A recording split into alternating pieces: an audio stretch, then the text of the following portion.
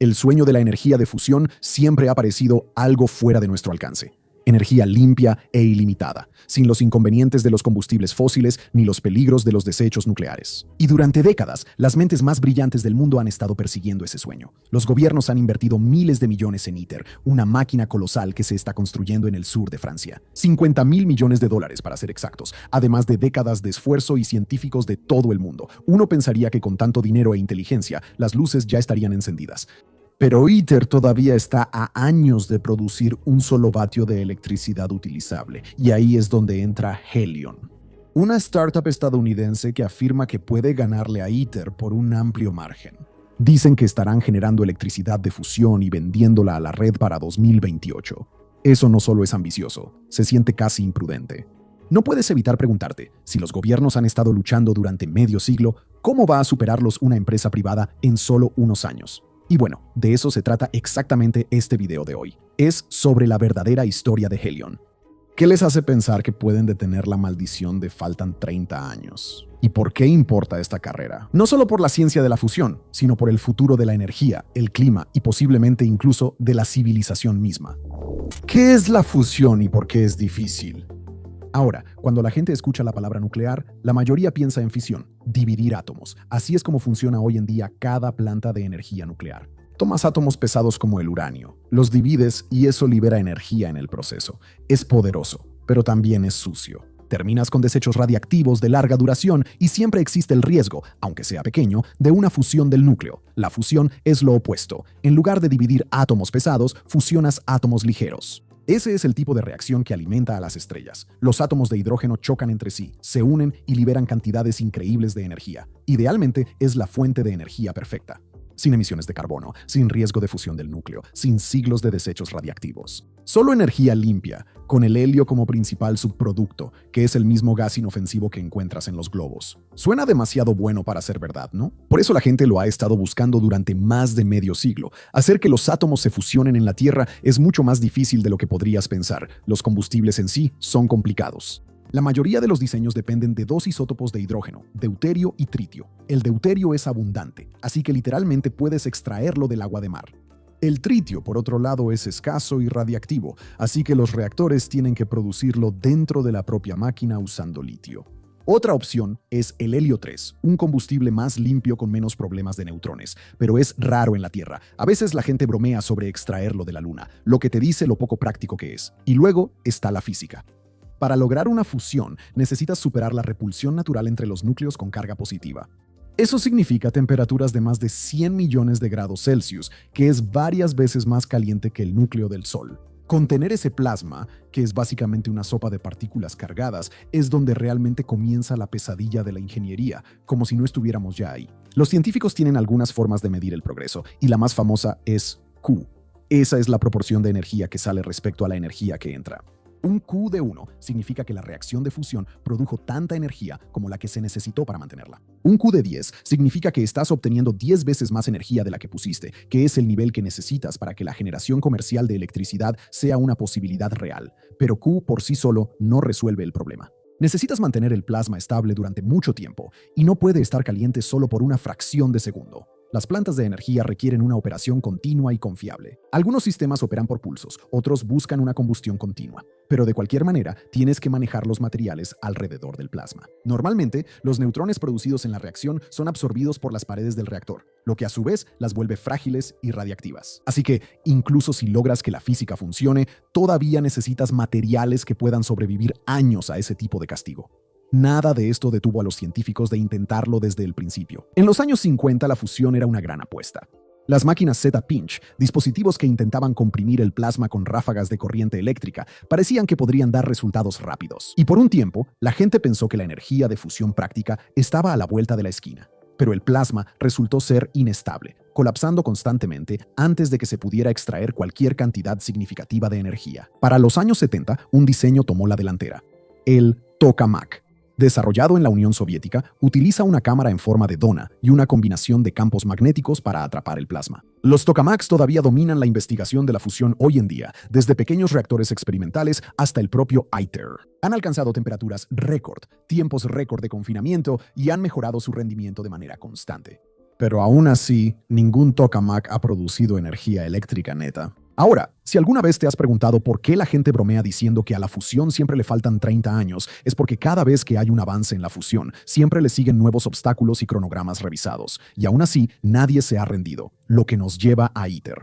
Si la fusión es el santo grial de la energía, ITER es como la catedral que se ha construido para albergarlo. ITER es el intento insignia del mundo para resolver la fusión en un solo gran salto. Fue construido en el sur de Francia y es una colaboración internacional entre Europa, Estados Unidos, Rusia, China, Japón, India y Corea del Sur, todos uniendo recursos, tecnología y financiamiento. Su costo ahora supera los $50,000 millones y su tamaño es de aproximadamente 23,000 toneladas de maquinaria. Los objetivos de ITER son igual de ambiciosos. No está diseñado para ser una planta de energía, es más bien una máquina de demostración, y su premisa central es alcanzar una Q de 10. Eso la convertiría en la primera máquina en crear verdaderamente un plasma en combustión. Un plasma en combustión significa que la reacción de fusión produce tanta energía que se sostiene por sí misma, ya no requiere un calentamiento externo constante. ITER también está destinado a probar sistemas de generación de tritio para integrar tecnologías que después podrían transferirse a reactores comerciales reales. En otras palabras, ITER es el abanderado, el proyecto que, si tiene éxito, demostrará que la fusión es más que una curiosidad científica. Demostrará que la física funciona, que los desafíos de ingeniería pueden manejarse de manera efectiva y que la humanidad puede planear de manera realista futuras plantas de energía de fusión. Desafortunadamente, ITER ha sufrido retrasos constantes. Su cronograma original preveía que produjera el primer plasma hace años. El nuevo hito se ha pospuesto hasta 2030. Las operaciones reales con deuterio y tritio, la verdadera mezcla de combustible de fusión, podrían no ocurrir hasta mediados de la década de 2030. Suma los sobrecostos, los desafíos de construcción y la enorme dificultad de coordinar a docenas de países. Y no es de sorprender que ITER se haya convertido tanto en un símbolo de esperanza como de frustración. Y aún así, no se puede simplemente descartarlo. Si tiene éxito, resolverá debates que llevan décadas encendidos. Demostrará que la fusión puede funcionar a gran escala, y no solo durante apenas unos segundos, como en los experimentos de laboratorio. Para los gobiernos, sigue siendo la mejor oportunidad para demostrar el concepto sin lugar a dudas, pero también abre espacio para las afirmaciones audaces de empresas como Helion. Porque cuando la gente ve el ITER con su enorme presupuesto, décadas de construcción y un cronograma que se extiende hasta 2030, se preguntan si hay una manera más rápida. Lo que afirman y cómo funcionan. Helion fue fundada en 2013 en Redmond, Washington. Sus cofundadores, David Kirtley y Chris Peel, ambos tienen experiencia en física de plasma y propulsión, y se diferenciaron desde el principio al construir Helion para vender electricidad en lugar de solo demostrar que la fusión funciona, como pretende hacer ITER.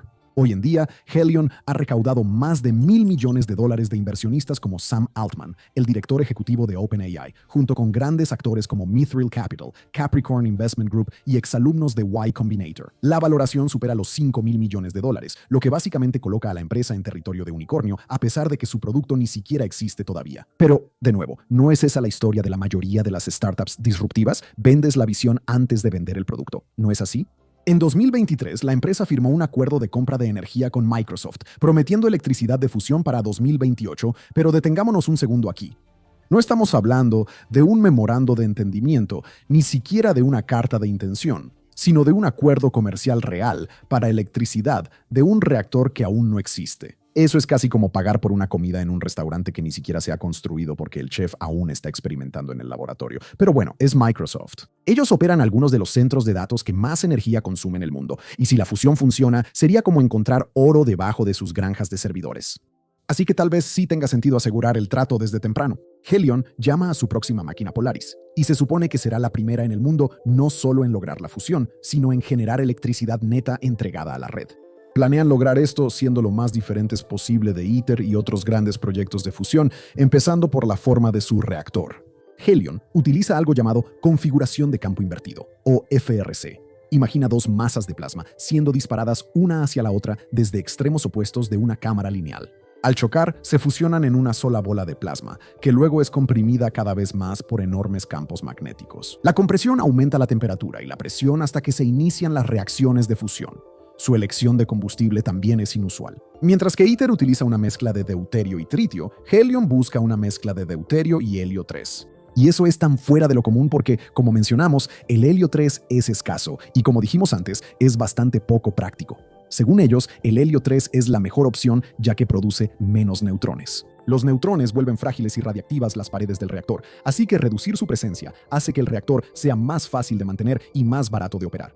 Es una apuesta, pero si funciona, es una forma ingeniosa de evitar uno de los peores dolores de cabeza de la ingeniería de la fusión. La parte más fascinante de todo esto es que planean convertir la energía del plasma directamente en electricidad, sin el método termodinámico tradicional de hacer girar turbinas y calentar agua para producir vapor. Si funciona, sin duda haría que la fusión fuera más eficiente. Sin embargo, muchos físicos señalan que Helion aún no ha demostrado públicamente energía neta de ninguna de sus máquinas. Han construido y probado 7 prototipos, cada uno más potente que el anterior, pero ninguno ha logrado esa energía neta que están buscando.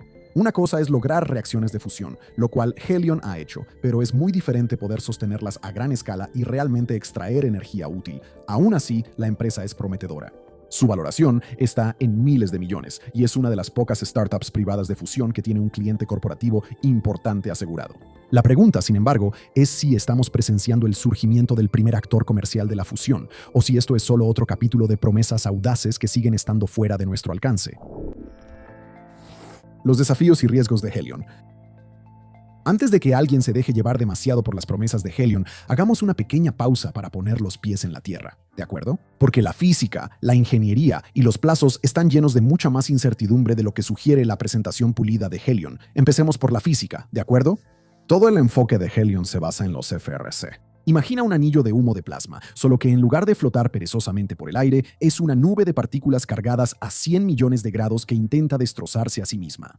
El truco de Helion es formar 2 de estos plasmoides, chocarlos a altas velocidades y luego apretarlos con campos magnéticos hasta que ocurra la fusión. Suena elegante cuando lo imaginas, pero cualquiera que haya trabajado con plasmas te dirá que son resbaladizos, inestables e impredecibles, y mantenerlos confinados es como intentar sostener gelatina con ligas. El truco de Helion es que, en lugar de intentar mantener el plasma estable como un tokamak, lo disparan en ráfagas cortas e independientes. Eso evita el problema de mantenerlo estable durante minutos seguidos.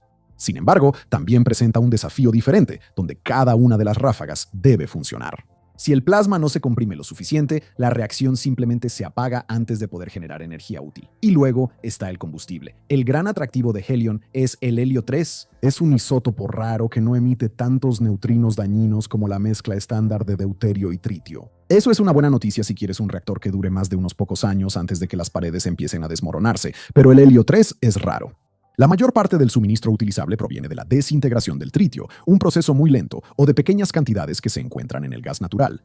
Helion afirma que pueden generar helio 3 en el propio reactor como una reacción secundaria cuando los átomos de deuterio se fusionan, pero eso aún no se ha comprobado a gran escala. Suena como construir un auto que funcione con un combustible que prometes que el propio auto producirá una vez que esté en marcha. Podría funcionar en principio, pero es fácil ver por qué los físicos son un poco escépticos respecto a esto, y luego está el propio sistema por pulsos. Los reactores continuos como ITER buscan una combustión constante, similar a mantener una fogata encendida. Helion, en cambio, funciona por pulsos, como un motor de auto, solo que con muchísimo más en juego. Eso significa que necesitas una sincronización precisa, capacitores de alta potencia que puedan descargar energía en microsegundos y componentes electrónicos que puedan soportar ese abuso. ¿Cuánto tiempo duran esos componentes? Nadie lo sabe. Una cosa es disparar unos cientos de veces en un laboratorio. Es otra muy diferente hacerlo día tras día durante años sin que el sistema se destruya solo. Y no olvidemos los neutrones. La propuesta de Helion es que, al usar helio 3, evitan el flujo destructivo de neutrones que hace que los tokamaks sean tan difíciles de mantener. Pero en realidad, las reacciones secundarias todavía generan neutrones. No tantos como los que tendrá que manejar ITER, pero sí los suficientes para que los materiales se degraden con el tiempo. Entonces, ¿eso de que no hay problema de neutrones? No es completamente honesta, es más bien un problema de neutrones más pequeño. Pero mira, la física es solo la mitad de la batalla. Incluso si Helion logra la estabilidad del plasma y sus capacitores resisten, todavía tienen que construir y conectar una planta de energía. Y aquí es donde el romanticismo de las startups choca contra el muro de la burocracia. ITER se beneficia del respaldo gubernamental y de los marcos que lo tratan como un proyecto científico. Helion, mientras tanto, tiene que tramitar permisos, revisiones ambientales, regulaciones de seguridad e integración a la red, como cualquier otra planta de energía. Si alguna vez has seguido las batallas de permisos para parques eólicos o líneas de transmisión, sabes lo fácil que es que estos proyectos se estanquen. Y luego está el tema del cronograma. 2028. Esta fecha puede ser una maldición o una bendición para Helion. Si logran entregar electricidad para entonces, serán aclamados como visionarios que superaron el proyecto científico más grande del mundo. Si no lo logran, se unirán a la larga lista de promesas de fusión que nunca se materializaron. Los expertos piensan que el proyecto de Helion es de alto riesgo, agresivo y ambicioso hasta el punto de lo absurdo. Y no les falta razón. Construir un reactor novedoso, demostrar que funciona, obtener la licencia y conectarlo a la red en solo 5 años. La mayoría de las plantas nucleares convencionales tardan más que eso solo en trámites burocráticos. Incluso si la física de Helion funciona perfectamente, la logística por sí sola podría hacerlos tropezar. Y existe el riesgo de que si Helion no cumple con la fecha, la opinión pública sobre la fusión se deteriore aún más. Los inversionistas podrían volverse más cautelosos y los gobiernos más escépticos. Y al intentar avanzar rápido, Helion podría, sin querer, hacer retroceder el campo. Rivales, política y lo que está en juego a nivel global. Helion no está solo en la carrera por la fusión. De hecho, quizá ni siquiera sea justo llamarlos los favoritos, porque la competencia es mucho más grande de lo que la mayoría de la gente piensa. Los titulares suelen centrarse en ITER, pero en el sector privado hay todo un ecosistema de startups, cada una convencida de haber encontrado el atajo hacia la energía de las estrellas. Tomemos como ejemplo a Commonwealth Fusion Systems. Ellos surgieron del EMIT y su máquina, Spark, está basada en el mismo diseño de tokamak que ITER, pero está miniaturizada y potenciada con imanes superconductores de alta temperatura. Recaudaron miles de millones con la promesa de que su reactor sería más pequeño, más barato y entraría en operación más rápido. Es como si dijeran, sí, ITER está construyendo el avión Jumbo, pero nosotros vamos a construir la versión jet privado, y luego está TAI Technologies en California. Han estado en esto desde los años 90, gastando más de $1,000 millones en financiamiento. Su enfoque es una configuración de campo invertido, algo parecido a la idea de Helion, pero optimizada para la fusión de protón-boro, un combustible que no produce neutrones. Y eso suena casi demasiado bueno para ser verdad. No es así. Energía limpia y aneutrónica, sin desechos radiactivos. Pero el problema es que necesitarías temperaturas superiores a los 3,000 millones de grados Celsius. Por decirlo suavemente, eso es muchísimo, y todavía están trabajando en ello. General Fusion, respaldada por Jeff Bezos, quien quiere aplastar el plasma con pistones, comprimiéndolo literalmente en una esfera de metal líquido. Es un concepto audaz, aunque a veces parece una de esas ideas que suenan geniales en una charla TED, pero que en la realidad enfrentan enormes dolores de cabeza de ingeniería. Y luego está First Light Fusion en el Reino Unido, que utiliza proyectiles para disparar a objetivos para confinamiento inercial. Esencialmente, fusiona balazos. De nuevo, te hace detenerte a pensar.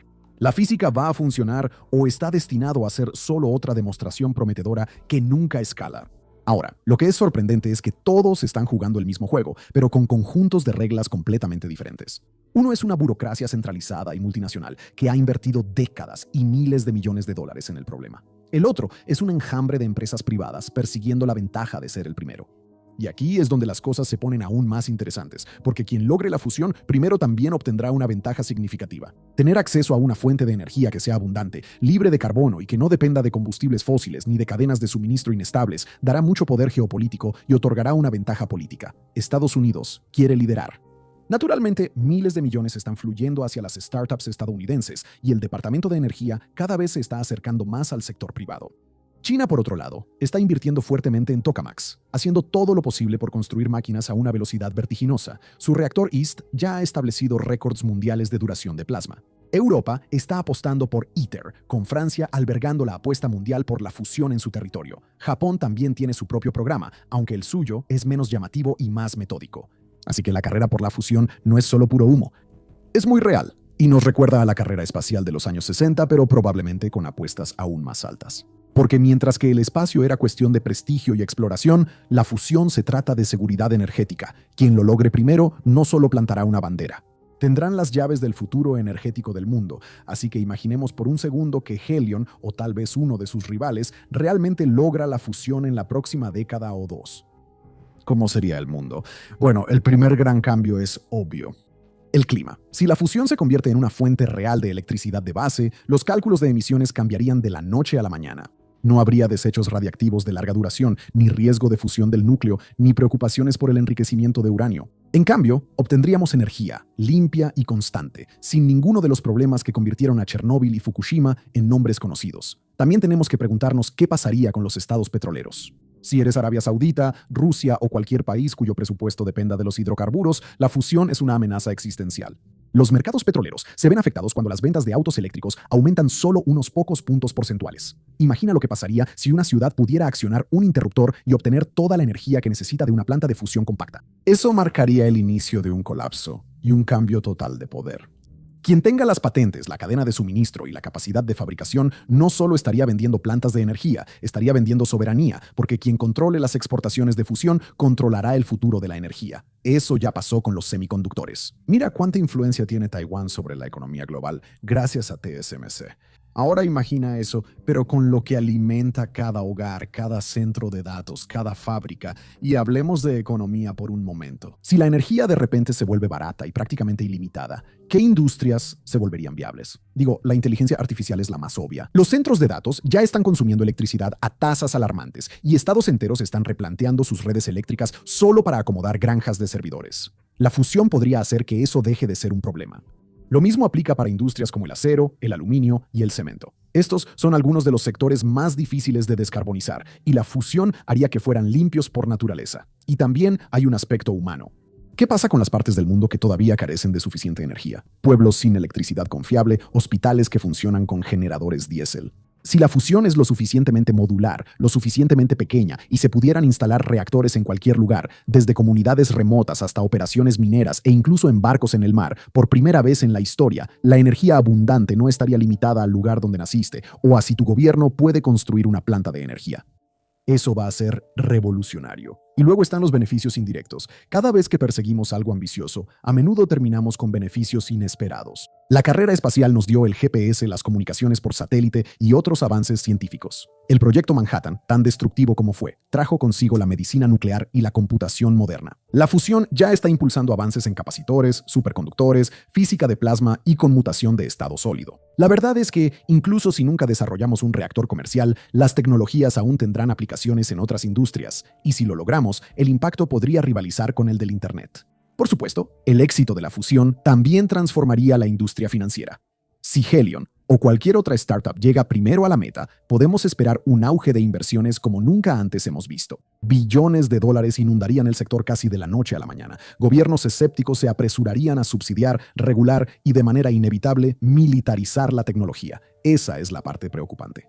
Una revolución energética de esta magnitud no solo haría al mundo más limpio, también aumentaría las rivalidades. Hay muy pocas probabilidades de que quien logre controlar la fusión quiera compartirla. En el mundo real, la energía ilimitada también es un poder ilimitado. ¿De verdad Estados Unidos le daría las llaves de un reactor funcional a cualquier país? ¿China lo haría? ¿O las plantas de fusión se convertirían en moneda de cambio en una nueva clase de guerra fría? Así que sí, si Helion tiene éxito, es el inicio de algo extraordinario, una solución para el clima, un reinicio económico, tal vez incluso el primer paso hacia un futuro multiplanetario. Pero también significa reescribir las reglas del poder político, industrial y militar. Veredictos y qué observar. Entonces, después de todo eso, ¿dónde nos deja esto? ¿Realmente Helion va a suministrar energía a un centro de datos de Microsoft para 2028 o es solo otro caso más en la larga lista de veces en que la fusión ya casi llega? Ahora, si somos honestos, la respuesta correcta probablemente esté en algún punto intermedio. Por un lado, Helion ha hecho más que solo hablar. Han recaudado más de $1.000 millones. Han convencido a Microsoft, una empresa que no apuesta su infraestructura en la nube a sueños imposibles, de firmar un acuerdo de compra. Han alcanzado hitos técnicos como producir plasma a más de 100 millones de grados Celsius, lo cual no es poca cosa. Ese es el tipo de logro en física que los investigadores de fusión suelen celebrar con champán. Pero alcanzar los 100 millones de grados en una prueba es una cosa. Mantenerlo, confinarlo y realmente convertirlo en electricidad neta, eso es algo muy diferente. Y tenemos que recordar todas esas promesas que los científicos de fusión han hecho durante los últimos 70 años, cada década. Alguien dice que estamos a 20 años de lograrlo. Tal vez Helion finalmente rompa esa maldición, o tal vez 2028 sea solo la última de una larga serie de fechas esperanzadoras que se desvanecen silenciosamente en el retrovisor. Gracias por vernos.